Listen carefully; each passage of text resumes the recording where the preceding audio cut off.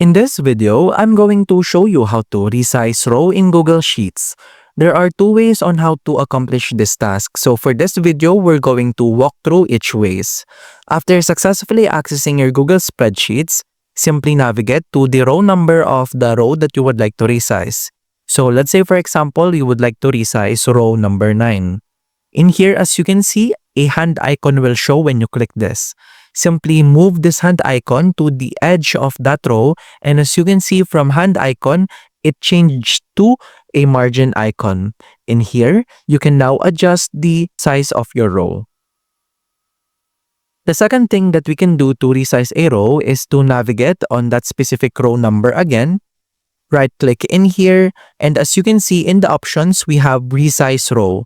By doing this, we can modify this size on pixel specific. So let's say, for example, we will change this to 50 pixel.